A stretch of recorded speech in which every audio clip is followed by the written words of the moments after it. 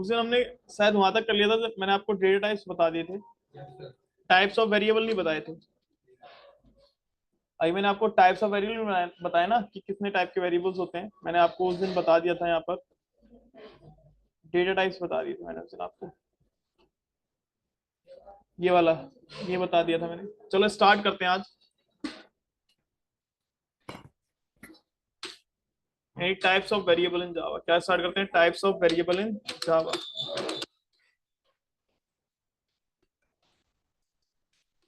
जावा में कितने टाइप के वेरिएबल्स होते हैं? तो types of variable in Java अगर मैं बात करूं तो there are 3 types of variable in Java. हमारे जावा में 3 टाइप के वेरिएबल होते हैं। कौन कौन से होते हैं? 3 टाइप के वेरिएबल कौन कौन से होते हैं? लोकल, इंस्टेंस और स्टैटिक। तो टाइप्स ऑफ वेरिएबल इन जावा की मैं अगर बात करता हूँ तो first one is instance variable. ये पीछे वाला गेट बंद कर देना, एसी चल रही क्या? एसी चल रही है, तो इसको बंद करना फिर। Instance variable. Second one is local variable.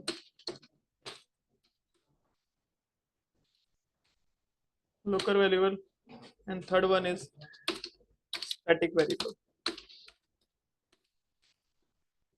यानी ये हमारे पास 3 तरीके के हमारे पास वेरिएबल होते हैं, इसको हम टाइप्स ऑफ वेरिएबल बोलते हैं। First one is instance variable, second one is local variable and third one is static variable. क्या होता है? ये 3 टाइप के वेरिएबल होते हैं।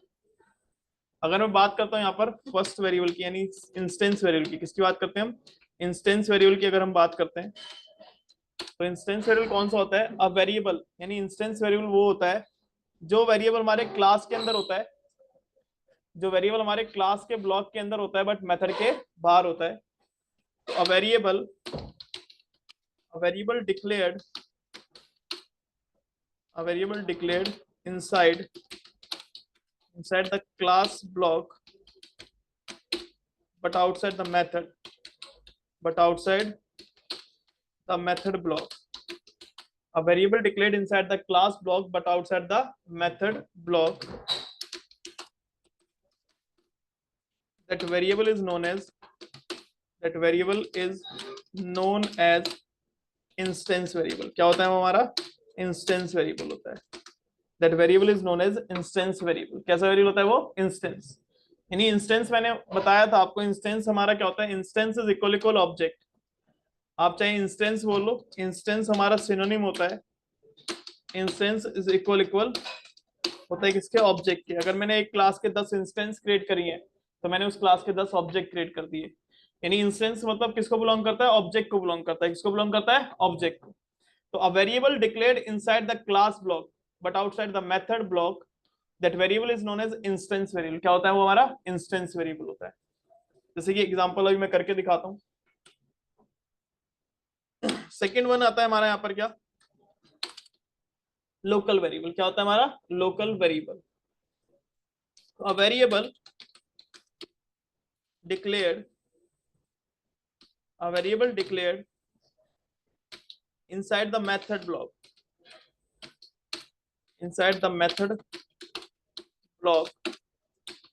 that variable is known as local variable. क्या बोलते हैं इसको हम? लोकल वेरिएबल बोलते हैं। क्या बोलते हैं इसको हम? Local variable. अगर कोई वेरिएबल मैं किसी मेथड के अंदर बना रहा हूँ, अगर मैं कोई वेरिएबल बना रहा हूँ और वो इनसाइड द मेथड ब्लॉक है, उस वेरिएबल को क्या बोलते हैं हम? लोकल वेरिएबल बोलते हैं। क्या बोलते हैं? Local variable. और लोकल वेरिएबल के साथ एक रूल होता है। वो रूल क्या होता है कि local variable must B initialised before it first use. यानी लोकल वेरिएबल को हमें यूज करने से पहले उसको हमें इनिशियल वैल्यू देनी पड़ती है जब भी मैं उसको पहली बार क्या करता हूँ? यूज करता हूँ। अगर मैं ऐसा नहीं करूंगा तो कंपाइल टाइम पे क्या देगा? एरर देगा। और ये रूल किसको बिलोंग करता है? सिर्फ लोकल को। यानी local variable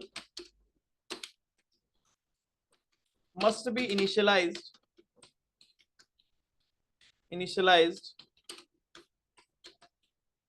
before it first use.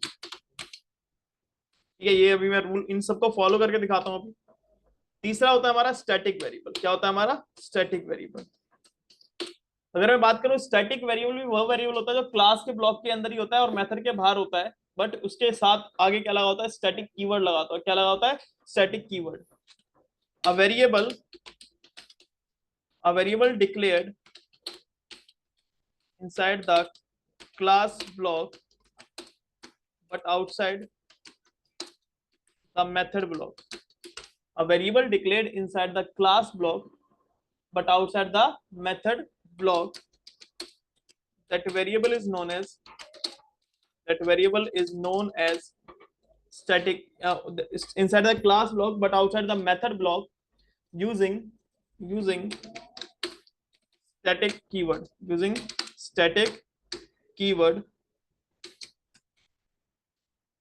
that variable, using a static keyword, that variable is known as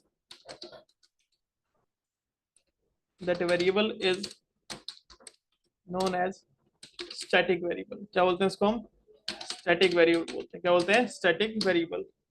और स्टैटिक वेरिएबल के साथ एक रूल होता है कि स्टैटिक वेरिएबल को हम कभी भी लोकल नहीं बना सकते, यानी static variable can not be local. तो static variable can not be local variable. हमारा स्टैटिक वेरिएबल होता है वो कभी भी लोकल वेरिएबल नहीं होता। मतलब static variable can not be local variable, की स्टैटिक वेरिएबल हमारा कभी भी लोकल नहीं होता, कभी मेथड के अंदर नहीं आता। वो हमेशा क्या आएगा, क्लास के ब्लॉक के अंदर ही आएगा। किसके अंदर आएगा, क्लास के ब्लॉक के अंदर। समझ में आया, इस तरीके से। तो मैं इसको आपको शेयर करता हूँ, पहले इसको मैं करके दिखाता हूँ कि अगर इसको मैं क्लास के अंदर कैसे लिखते हैं, कौन सा वेरिएबल कहाँ पर होता है। तो जैसे कि हम यहाँ पर गए,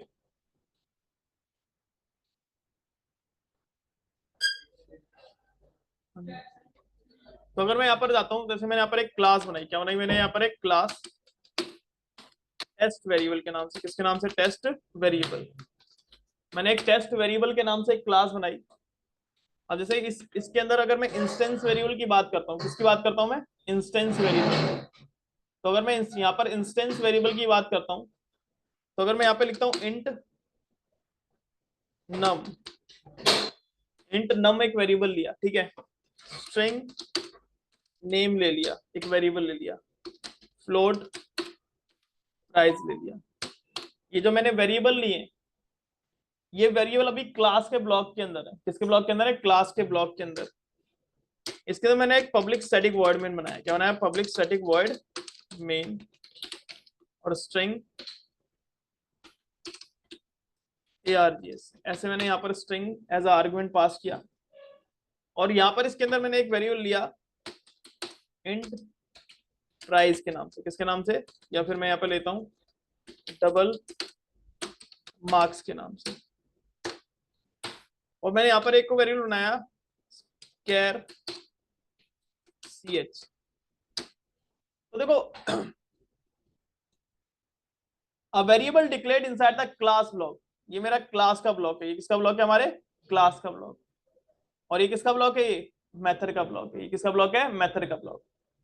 जो वेरिएबल यहाँ पर इस मेथड के अंदर है, ये कैसा वेरिएबल है हमारा, लोकल वेरिएबल है। ये कैसा वेरिएबल है हमारा, लोकल वेरिएबल। ये हमारा लोकल वेरिएबल है। उसके बाद ये पहला रूल, अभी इसके बाद यानी इसमें रूल था। और जो वेरिएबल हमारे क्लास के ब्लॉक के अंदर है, जो वेरिएबल हमारे क्लास के ब्लॉक के अंदर है, ठीक है, ये कैसे वेरिएबल है, हमारे मेथड के बाहर है, तो इंस्टेंस वेरिएबल है। कैसे वेरिएबल है हमारी, ये इंस्टेंस वेरिएबल। तो ये वेरिएबल है, ये हमारे कैसे वेरिएबल है, ये हमारे इंस्टेंस वेरिएबल है।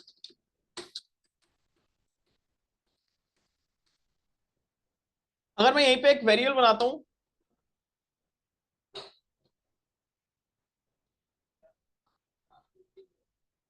यहीं पे मैं एक वेरिएबल बना देता हूं ऐसे, स्टैटिक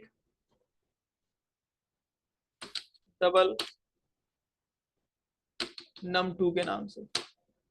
तो ये वेरिएबल कैसा हमारा, स्टैटिक वेरिएबल है। कैसा वेरिएबल है हमारा ये, और स्टैटिक वेरिएबल, ये कैसा वेरिएबल है हमारा, स्टैटिक। और स्टैटिक वेरिएबल को हम कभी लोकल नहीं बना सकते, एरर आएगी अगर ऐसा करोगे। तो मैं भी प्रूव करके दिखा देता हूँ। तो दिस टाइप, ये हमारे तीन टाइप के वेरिएबल होते हैं जावा में। First one is instance variable, second one is local variable, and third one is हमारा क्या होता है, स्टैटिक वेरिएबल। और लोकल वेरिएबल के साथ एक रूल होता है, कभी भी लोकल वेरिएबल को आप डायरेक्टली इस तरीके से यूज नहीं कर सकते, यानी डिक्लेयर कर सकते हो, लेकिन अगर आप लोकल वेरिएबल को कभी भी यूज करोगे तो उसको यूज करने से पहले आपको क्या करना पड़ेगा, उसके अंदर आपको इनिशियलाइज करना पड़ेगा, उसको इनिशियल वैल्यू देनी पड़ेगी। ये लोकल वैल्यू के साथ रूल होता है। आप लिख सकते हो ऐसे, लेकिन अगर मान लो आपने मार्क्स को प्रिंट कराया और उसके अंदर कोई वैल्यू नहीं, तो वो एरर देगा। तो लोकल वेरिएबल को जब भी आप पहली बार यूज करोगे तो उसको यूज करने से पहले आपको क्या करना पड़ेगा, उसको इनिशियल वैल्यू देनी पड़ेगी। ये रूल होता है कि local variable must B initialised before it first use. इसको मैं शेयर कर देता हूं आपको।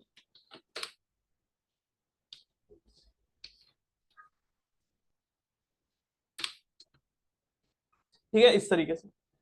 अब मैं एक बार चलता हूं आगे। तो ये हमारे पास टाइप्स ऑफ वेरिएबल थे। क्या थे हमारे पास? Types of variable. तो ये तीन टाइप के वेरिएबल होते हैं हमारे जावा में। इंस्टेंस होता है, स्टैटिक होता है, और क्या होता है? लोकल होता है। स्टैटिक को हम कभी लोकल, अब देखो अगर मैं इस प्रोग्राम को अभी कंपाइल करके दिखाता हूं, अगर मैंने कोई वैल्यू वैसे असाइन नहीं की है इसमें,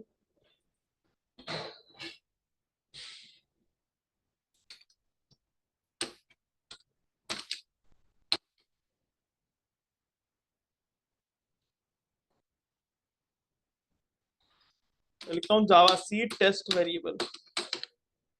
जैसे ही कंपाइल करूंगा तो अभी कोई एरर नहीं आएगी कोड में, कोई भी कोड में एरर नहीं है, क्योंकि हमने भले इसको, अभी मैं रन करूंगा तो कोई आउटपुट भी नहीं देगा। अगर मैं रन करूंगा तो कोई आउटपुट भी नहीं देगा, लेकिन अभी क्योंकि हमने कुछ प्रिंट कराने का कोड नहीं लिखा है, कोई आउटपुट नहीं आ रही। लेकिन अगर मान लो गलती से आपने क्या करा, स्टैटिक वेरिएबल को यहां से उठाया और इस मेथड के अंदर पेस्ट कर दिया, इस मेथड के अंदर पेस्ट कर दिया, स्टैटिक को वहां से उठाकर इस मेथड के अंदर लिख दिया, मतलब लोकल बना दिया। क्या बना दिया? लोकल। अब देखते हैं एरर कब आती है। तो जैसे ही मैं अपने प्रोग्राम को कंपाइल करता हूं तो कह रहा है भैया error, illegal start of expression.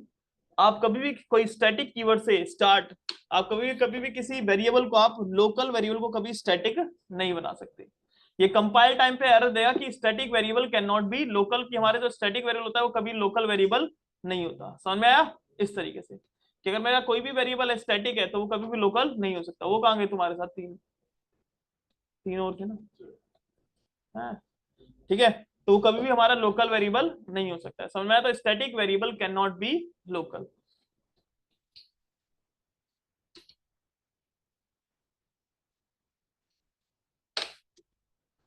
Next हम आगे चलते हैं। ये हो गया, इसको मैं शेयर करता हूं आपसे।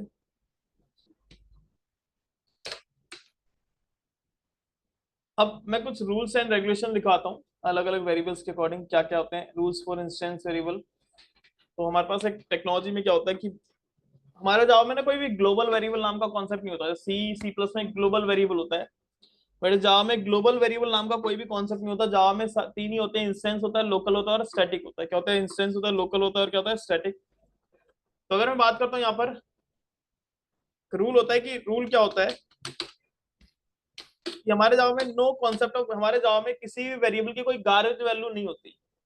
सी और सी प्लस से गार्बेज वैल्यू आती है ना, किसी वेरिएबल को अगर हम असाइन नहीं करते तो उसके अंदर डिफॉल्ट वैल्यू असाइन करता था, गार्बेज वैल्यू असाइन करता था।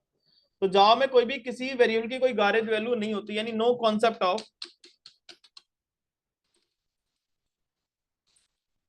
गार्बेज वैल्यू इन जावा, कि हमारे जावा में कोई भी गार्बेज वैल्यू नाम का कॉन्सेप्ट नहीं होती।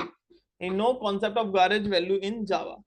अब क्या करें कि हमारे पास जावा में कोई भी गार्बेज वैल्यू नाम का कॉन्सेप्ट तो होता नहीं है। तो क्या होता है, रूल होता है इसके लिए कि हमारे जावा में बाय डिफॉल्ट टेक्नोलॉजी नोजी provide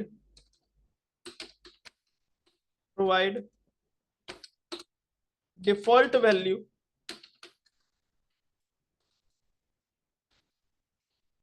value according to data type,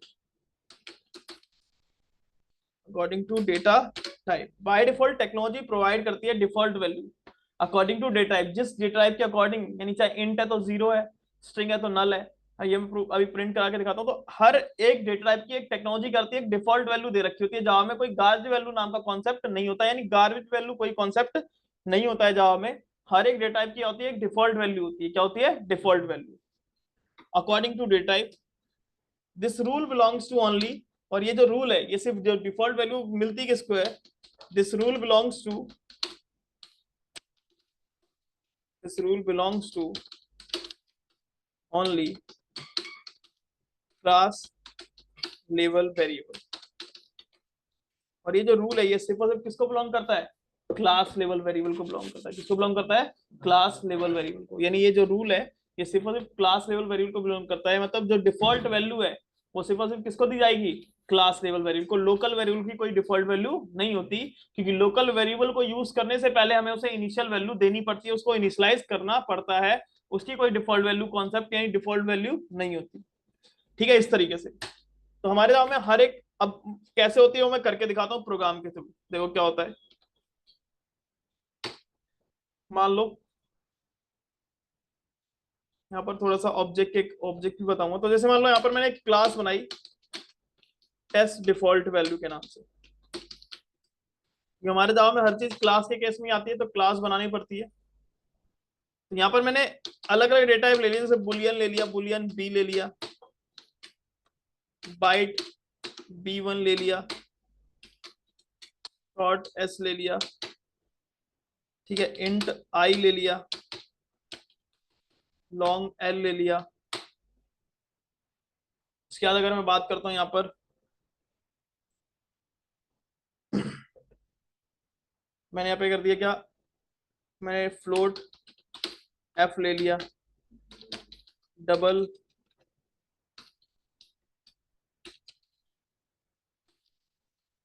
D ले लिया।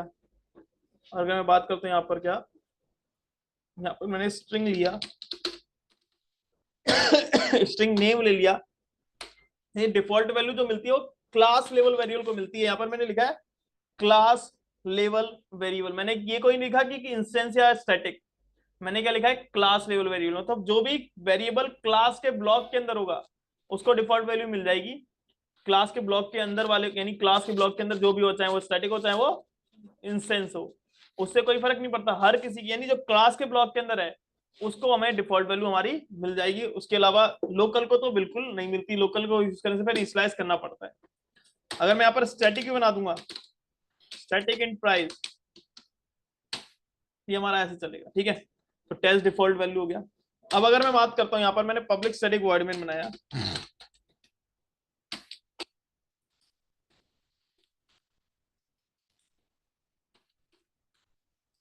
मैंने यहाँ पर पब्लिक स्टैटिक वॉइड मेन बनाया, और पब्लिक स्टैटिक वॉइड मेन के बाद तो मैं, अब देखो ये कैसे वेरिएबल हैं, ये सारे कैसे वेरिएबल हैं, स्टैटिक है इंस्टेंस। इंस्टेंस मतलब ऑब्जेक्ट, यानी किसको बिलोंग करते हैं ये? ऑब्जेक्ट को। किसी भी इंस्टेंस वेरिएबल को क्या मैं किसी स्टैटिक मेथड के अंदर डायरेक्टली एक्सेस कर सकता हूं? नहीं कर सकते। ये मेन मेथड कैसा है हमारा? स्टैटिक है। और ये वेरिएबल कैसे है हमारे? नॉन स्टैटिक है। ये स्टैटिक है, इसको मैं डायरेक्टली एक्सेस कर सकता हूं, लेकिन ये कैसे है? सारे नॉन स्टैटिक है। तो कभी भी आप किसी नॉन स्टैटिक वेरिएबल को अगर किसी स्टैटिक मेथड के अंदर डायरेक्टली एक्सेस कर सकते हो, तो डायरेक्टली वैसे तो नॉर्मली तो नहीं कर सकते। अगर आपको कहीं पे भी वो वेरिएबल एक्सेस करने हैं तो उसके लिए आपको नॉन स्टैटिक, अगर इंस्टेंस वेरिएबल है तो उसके लिए उसको आपको क्या बनाना पड़ेगा? ऑब्जेक्ट क्रिएट करना पड़ेगा। क्या क्रिएट करना पड़ेगा? ऑब्जेक्ट। मतलब ये वेरिएबल हमारे कैसे, ये नॉन स्टैटिक वेरिएबल है। तो अगर आपको यहाँ पर ये मेन मेथड के अंदर प्रिंट कराना है और ये मेथड कैसा स्टैटिक है, तो यहाँ पर आप डायरेक्टली उसको एक्सेस नहीं कर सकते। इस क्लास का क्या बनाना पड़ेगा? ऑब्जेक्ट, क्योंकि instance variable is always belongs to object. उसको मेमोरी क्या मिलती है? ऑब्जेक्ट के अंदर, और वो बिलोंग किसको करता है? ऑब्जेक्ट को बिलोंग करता है। तो यहाँ पर अगर मैं ऐसे लिखता हूँ test default value T1 is equal to new test default value, default test, ये मैंने ऑब्जेक्ट बनाया। क्या बनाया? ऑब्जेक्ट। मतलब देखो इंटरनली होता क्या है, यहाँ पर थोड़ा सा मैं आपको मेमोरी लोकेशन बताता हूँ इसका, कि हमारा न्यू क्या होता है? एक ऑपरेटर होता है। New new new is operator. New is operator. New का एक साथ एक लाइन होती है, new is always allocates a new memory in heap area. एक हीप एरिया होता है हमारा जेवीएम के अंदर, क्या होता है? एक हीप मेमोरी एरिया होता है। तो मान लो मेरे पास एक हीप मेमोरी एरिया है,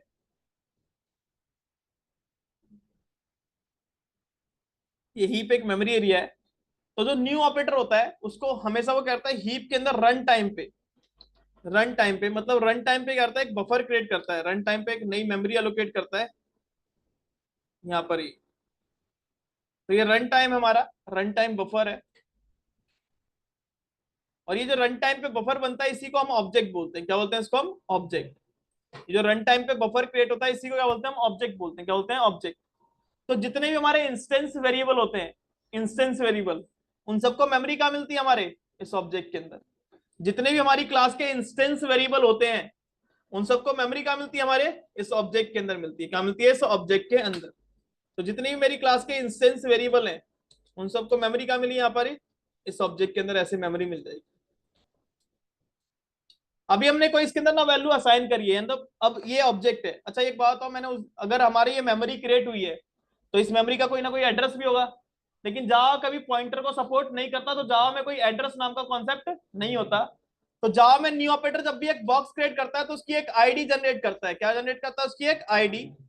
और इस आईडी को हम क्या बोलते हैं, रेफरेंस आईडी बोलते हैं। क्या बोलते हैं, रेफरेंस आईडी। क्योंकि देखो जैसे हम रियल वर्ल्ड में किसी भी लोकेशन पे डायरेक्टली नहीं पहुंच पाते, तो हम वहां पर जाने के लिए किसी के रेफरेंस का यूज करते हैं।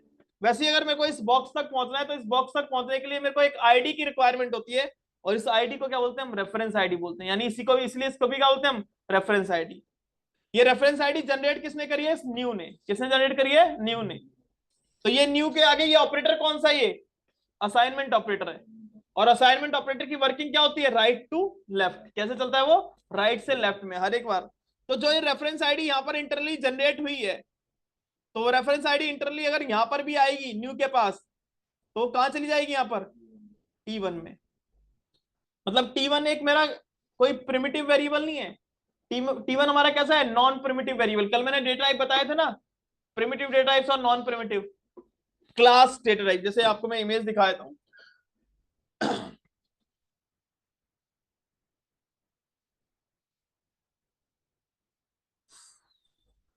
जैसे मैंने आपको ये इमेज दिखाई थी, देखो नॉन प्रिमिटिव मतलब यूजर डिफाइंड क्लास है ना, क्या है, क्लास। और ये जो नाम है वो किसके नाम है, ये क्लास का ही तो नाम है। किसका नाम है, क्लास का नाम। और क्लास के नाम का वेरिएबल का मतलब क्या होगा, क्लास वेरिएबल। क्या हो गया, क्लास वेरिएबल। और ये क्लास वेरिएबल क्या कोई प्रिमिटिव वैल्यू होल्ड नहीं करेगा, क्या होल्ड कर रहा है, ये रेफरेंस आईडी होल्ड कर रहा है। किसकी रेफरेंस आईडी होल्ड कर रहा है, इस बॉक्स की। किसकी, इस बॉक्स की रेफरेंस आईडी होल्ड कर रहा है। मतलब अगर इस बॉक्स तक आपको पहुंचना है तो आप डायरेक्टली तो नहीं पहुंच सकते, किसके थ्रू पहुंचोगे, इस T1 के थ्रू। किसके थ्रू, इस T1। तो यहाँ पर अगर मैं एसओपी करता हूँ, अभी मैंने कोई वैल्यू प्रिंट नहीं, कोई वैल्यू उसमें ऐड नहीं करी है, असाइन नहीं करी है, लेकिन अगर तो भी मैं प्रिंट एलन चलाता हूँ T1 डॉट, जैसे मैंने बी किया, क्या किया, बुलियन के लिए क्या किया, बी। तो अगर मैं ऐसे इसको मैं एक बार इसको शेयर भी कर देता हूँ आपको।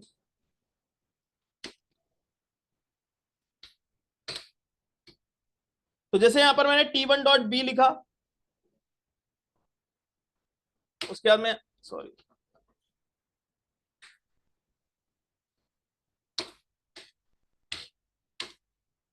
इसको मैं रफ कर देता हूं।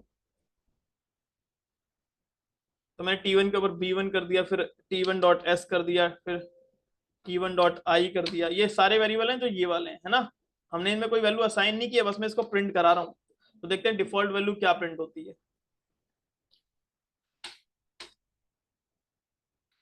तो मैंने यहाँ पर आई हो गया, एल हो गया, एफ हो गया और टी हो गया। उसके बाद अगर मैं बात करता हूँ यहाँ पर नेम हो गया। लेकिन अगर ये हमारा वेरिएबल स्टैटिक है, कैसा वेरिएबल है, स्टैटिक, तो जब आप उसको प्रिंट कराओगे प्राइस को, तो आपको T1 लगाने की जरूरत नहीं है। आपको T1 लगाने की जरूरत नहीं है, क्योंकि वो किसको, स्टैटिक थिंग्स होती है वो किसको बिलोंग करती हैं, क्लास। जो स्टैटिक, यानी स्टैटिक कोई भी अगर डेटा है स्टैटिक, चाहे वो मेथड है चाहे वो स्टैटिक डेटा नंबर है, वो हमेशा किसको बिलोंग करता है, क्लास को बिलोंग करता है। किसको बिलोंग करता है, क्लास को। और जबकि जो नॉन स्टैटिक होता है वो हमेशा किसको बिलोंग करता है, ऑब्जेक्ट को बिलोंग करता है। किसको बिलोंग करता है, ऑब्जेक्ट को।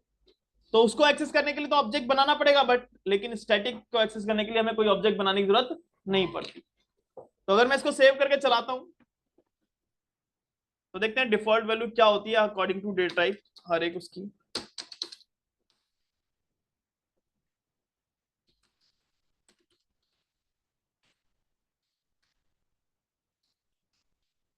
कंपाइल किया मैंने इसको, कंपाइल फाइन,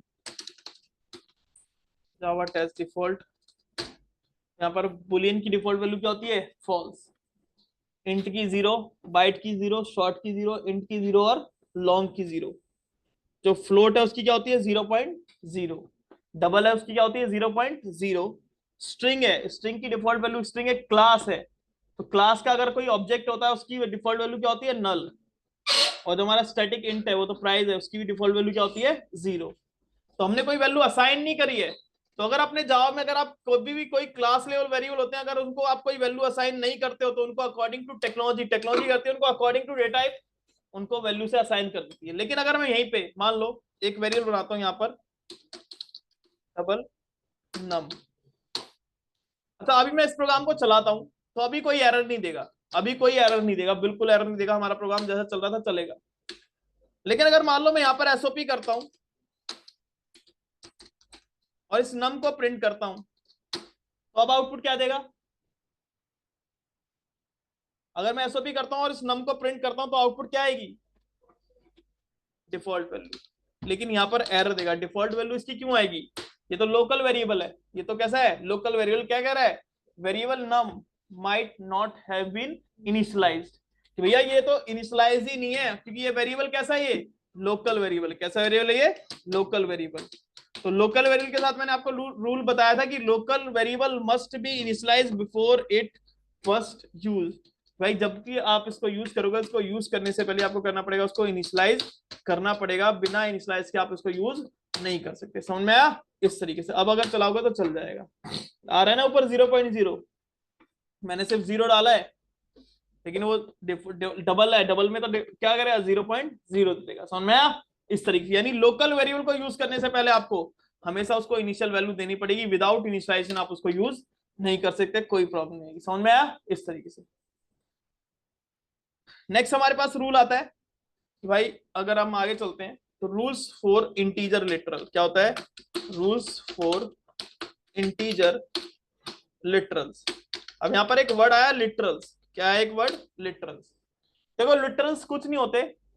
नॉर्मली अगर नॉर्मल लैंग्वेज में बात करूं तो जो वैल्यू होती है या जो नंबर होता है, हम नॉर्मली तो क्या बोलते हैं उसको? नॉर्मल एक नंबर बोलते हैं या वैल्यू बोलते हैं। जैसे 10 एक नंबर है, स्ट्रिंग एक नेम है। बट हम इसको लिटरल कब बोलते हैं? जब मैं इसको एक स्पेसिफिक टाइप दे रहा हूं, जब मैं क्या दे रहा हूं इसको एक in general term, in general term अगर मैं बात करूं 10, अगर 10 है तो इन जनरल टर्म में क्या है? एक वैल्यू है आपके लिए। क्या है? एक ये वैल्यू है या एक नंबर है? क्या एक नंबर है? ठीक है, अगर बात करूं नॉर्मली। लेकिन अगर हम अपनी जावा में आते हैं, टेक्नोलॉजी में आते हैं, तो जब मैं इस 10 को एक स्पेसिफिक टाइप देता हूं, क्या देता हूं? एक स्पेसिफिक डेटा टाइप देता हूं। क्या देता हूं? एक स्पेसिफिक डेटा टाइप बोलता हूं कि भैया ये इंट टाइप का है। किस टाइप का है? इंट। तो इसको क्या बोलते हैं हम फिर? जब एक स्पेसिफिक टाइप देते हैं तो ये हमारा क्या होता है? एक लिटरल हो जाता है। क्या होता है? लिटरल। और ये किस टाइप का लिटरल है फिर? इंटीजर लिटरल है। कैसा लिटरल है? Integer literal. तो ये हमारे, जैसे कि अगर मैं बात करता हूँ यहाँ पर 10, हमारे पास 10 है, 10 100 कुछ भी है, 10 है, 100 1000, ये कैसा हमारा? इंटीजर लिटरल है। कैसा लिटरल है? Integer literal. अगर मैं बात यहाँ पर, जैसे मैंने ले लिया नेम अजय, डबल कोट्स में ले लिया, ये हमारा कैसा होगा? एक स्ट्रिंग लिटरल है। कैसा लिटरल है? String literal. क्योंकि हमारे पास एक स्ट्रिंग है, ये स्ट्रिंग लिटरल है हमारे पास। अगर मैं यहाँ पे लेता हूँ सिंगल कोट्स के अंदर सिंगल ए सिंबल ले लिया, ये हमारे पास एक कैरेक्टर लिटरल है। कैसा लिटरल है? Character literal. फिर उसके बाद अगर मैं यहाँ पर 10.5 ले लेता हूँ, क्या लेता हूँ? 10.5। ये हमारे पास, अगर मैं सफिक्स में एफ लिख देता हूँ, क्या लिखता हूँ? सफिक्स में एफ। वैसे तो ये फ्लोटिंग लिटरल है। कैसा लिटरल है ये? Floating literal. कैसा लिटरल है? Floating literal. इसके डेटा टाइप अलग है, लेकिन ये लिटरल्स हैं। कैसे लिटरल है? लिटरल। इनको क्या बोलते हैं? लिटरल। मतलब जब एक स्पेसिफिक टाइप देते हैं हम किसी वैल्यू को, तो वो लिटरल बन जाती है। क्या बन जाती है? लिटरल। क्या बन जाती है? वो लिटरल बन जाती है। क्या बन जाती है? लिटरल। जब नॉर्मली तो हम वैल्यू या नंबर बोलते हैं, लेकिन हम जब उसको टेक्नोलॉजी में एक टाइप दे रहे हैं, स्पेसिफिक टाइप स्पेसिफाई कर रहे हैं, तो हमारा क्या होता है? लिटरल हो जाता है। क्या होता है? लिटरल। तो अगर मैं लिटरल की बात करूं तो जैसे यहां पर गया मैं, तो रूल्स होता है हमारे पास, एक रूल आता है, इसको शेयर कर देता हूं एक बार आपको।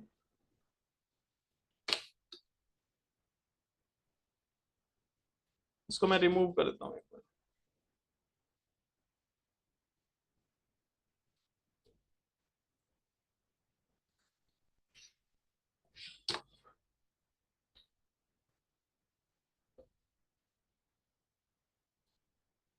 एक बार मैं इस मीटिंग को स्टॉप कर देता हूँ, फिर स्टार्ट करता हूँ एक नया टॉपिक। ठीक है, इसको एक बार स्टॉप कर देता हूँ, ये तो फिर वीडियो अलग अलग